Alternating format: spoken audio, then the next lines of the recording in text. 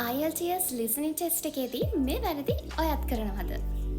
ඉතින් ඔයා මේ කරන මිස්ටේක්ස් නිසා ඔයා එක්ස්පෙක්ට් කරන බෑන්ඩ් ස්කෝර් එකට යන්න ඕඩර් ටිකක් අමාරු වෙන්න පුළුවන්.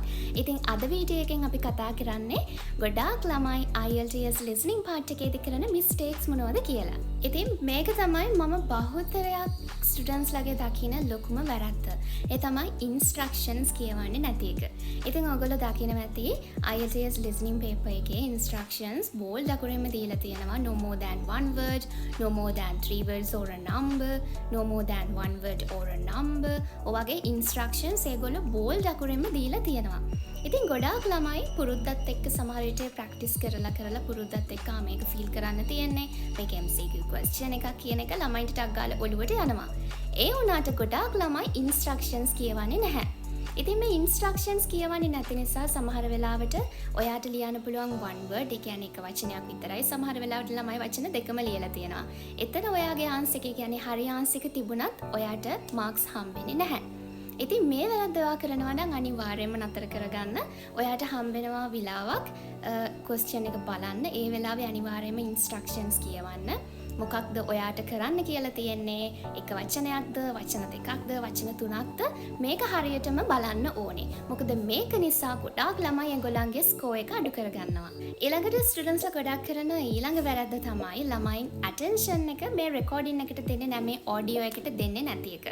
ඉතින් හදිස්සියවත් ඔයා ප්‍රැක්ටිස් කර ඉන්න ගමන් ඔයාගේ අවධානය නිකන් හරි බිඳුනොත් ඉදිරියට එකේ ඉඳන් ඉතින් ආන්දල දෙමළ අහනවා වගේ තමයි. ඉතින් ඒක නිසා අනිවාර්යයෙන්ම රෙකෝඩින් එකට ඔයාගේ හොඳ attention එකක් දෙන්න, වචනයක් ගානේ attention එක දෙන්න ඕනේ. මොකද මේක reading එක වගේ නෙමෙයි, listening එකේදී අපි ඇහුම්කන් දීලා තමයි උත්තර හොයාගන්න ඕනේ. අනිත් එක තමයි ඔයාට රෙකෝඩින් එක අහන්න හම්බෙන්නේ එක වතාවක් විතරයි. ඉතින් හදිස්සියේ හරි ඔයාගේ අවධානය බිඳුනොත් එහෙම ඔයාට අපසු හැරීමක් නැහැ. ඉතින් ඒක නිසා මේක නිකන් භාවනාවක් කරනවා වගේ තමයි listening එක කියලා කියන්නේ. ඒත් එක්කම අනිවාර්යයෙන්ම ඔයගොල්ලෝ ගොඩාක් ප්‍රැක්ටිස් කරන්න ඕන. ඒගොල්ලන්ගේ voice variations වලට.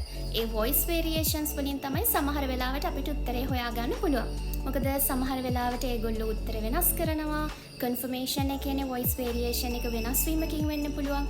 voice tone ගැන හොඳ අවධානයෙන් ඉන්න ඕනේ අපි. ඒක නිසා අනිවාර්යයෙන්ම listening එක කරන වෙලාවට කිසිම දෙයක් ගැන හිතන්න එපා. ඔයාගේ අවධානය වචනයක් ගානේ රෙකෝඩින් එකේ තියාගන්න.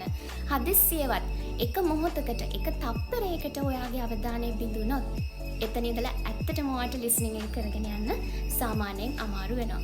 ඉතින් ඒක නිසා මේ මිස්ටේක් එක ඔයත් කරනවා නම් අනිවාර්යයෙන්ම ඔයාගේ attention එක තැනක තියාගන්න බලන්න. හිත එක තැනක තියාගෙන listening එක start කරන්න. practice කරන දවස්වල ඉඳලම ෆෝන් එක අයින් කරන්න, ෆෝන් එක මියුට් කරන්න, නැත්නම් notifications off කරන්න. ඒ දේවල් කරලා ෆෝන් එක ඈත් කළා. මොකද notification එකක් ආපු ගමන් ළමයින්ගේ attention එක නැති වෙනවා. ඉතින් මම හැම වෙලෙම මම ළමයින්ට advice කරනවා listening එකේදී ෆෝන් එක පැත්තකින් තියන්න, ෆෝන් එකෙන් මියුට් කරන්න, මොකුත් ගැන හිතන්න එපා. listening recording එක විතරක්ම අහන්න. මොකද recording එක අහගෙන යනකොට ඔයාගේ attention එක බිඳුනොත් ගොඩාක් වෙලාවට එතන ඉඳලා ළමයින්ගේ answers ඔක්කොම වගේ වැරදි.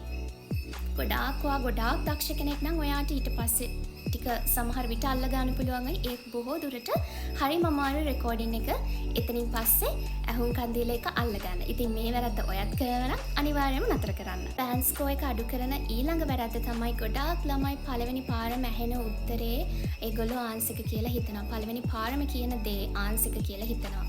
ඉතින් IELTS listening part එකේ ගොඩාක් distractions තියෙනවා. ළමයිව නොමග යවන්න distract කරන්න ගොඩාක් දේවල්, මේකේ tricky දේවල් ගොඩාක් තියෙනවා. ඉතින් හැම කෙනාටම මේක හොඳ බෑන්ඩ් ස්කෝර් එකක් ඔයා expect කරනවා නම් මේ tricky දේවල් අල්ලගන්න පුළුවන් වෙන්න ඕනේ. සමහරක් වෙලාවට ඒ කියන කෙනා මම 2ක් ගන්නවා. නෑ එක්ක මම 3ක් ගන්නවා. ගොඩාක් ළමයි 2ක් ගන්නවා කියපු ගමන් answer එක number 2 කියලා දානවා. අර 3 කියන එකට ඒගොල්ලෝ අවධානය දෙන්නේ නැහැ. ඉතින් අර පළවෙනි පාරම ඇහෙන උත්තරේ ඒගොල්ලෝ ආන්සර් එක කියලා හිතනවා. ඉතින් මේකෙදී හැම ළමයාටම පුළුවන් වෙනවනේ මේ distractions අඳුර ගන්න. එහෙම නැති වුණොත් ඕගොල්ලෝ එක්ස්පෙක්ට් කරන බෑන්ඩ් ස්කෝර් එකට යන්න ටිකක් අමාරුයි. ඉතින් මේක ඔයගොල්ලන්ට ප්‍රැක්ටිස් එකත් එක්කම තමයි මේක හුරු කරගන්න පුළුවන් වෙන්නේ. මොකද අපි ප්‍රැක්ටිස් කරනකොට අපි දන්නවා මේකේ යන රටාව කොහොමද කියලා. අපි රෙකෝඩින් එකක් වුණත් යන රටාව කොහොමද කියලා ඔයගොල්ලෝ දන්නවා. Test 1, test 2, test 3 and test 4 sections 4ක් තියෙනවා listening එකේ. ඉතින් මේ sections 4ෙම අපි ගත්තොත් එහෙම section 2, 3, 4 වගේ ගත්තාම මේ වගේ distractions ගොඩාක් තියෙනවා. ඉතින් ඒක නිසා ඔයත් අනිවාර්යයෙන්ම මේ distractions ඒ කියන්නේ ඔයාට ඇහෙන පළවෙනි උත්තරය ආන්සර් එක විදිහට ගන්න එපා. ඒක confirm කරනවකම් ඉන්න.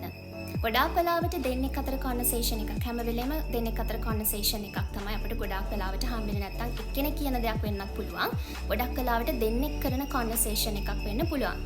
එහෙම දෙයකදී අනිවාර්යයෙන්ම අනිත් පැත්තේ කෙනා confirm කරනකන් ඉන්න. නැත්තම් ප්‍රශ්නයට උත්තර දෙන කෙනා ඒක වෙනස් කරනවද? ඒකට හොඳ අවධානයක් දෙන්න අනිවාර්යයෙන්ම. මොකද ගොඩාක් වෙලාවට මේ වගේ distractions, මේ වගේ tricky distractions ගොඩාක් IELTS listening part එකේ තියෙනවා.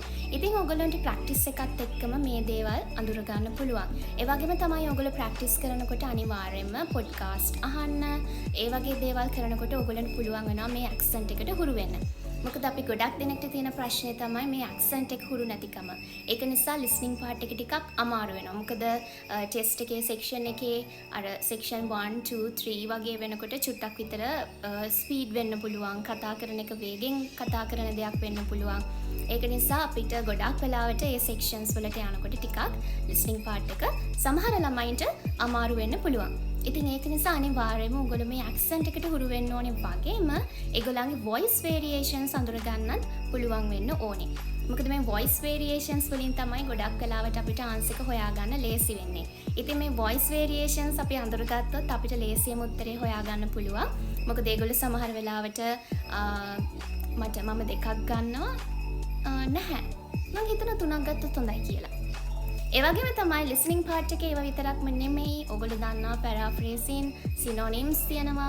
ඔයාගේ paper එකේ තියෙන වචන නෙමෙයි වෙන්න පුළුවන් ඒගොල්ලෝ කියන්නේ. හැම තිස්සෙම හැම වචනයක් ගන්නෙම හොඳ attention එකක් තියාගන්න. ඉතින් මෙන්න මේ mistakes ඔයා නතර කරගත්තොත් ඔයාට listening වලට තියෙන අඩු band score එකක් නම් අදම ඔයාගේ practice කරන වෙලාවට මෙන්න මේ mistakes නතර කරගන්න, අඩු කරගන්න බලන්න. Definitely ඔයාට පුළුවන් හොඳ band score එකකට යන්න. ඉතින් IELTS වගේම ඔයාගේ spoken English knowledge එක වැඩි කරගන්න මේ වගේ වැදගත් දේවල් දැනගන්න මගේ TikTok page එක සහ මගේ YouTube channel එක subscribe කරන්න අමතක කරන්න එපා. ඉතින් thanks for watching guys. අපි next video එකෙන් හම්බෙමු. එතකන් ඔයාලා හැමෝටම bye.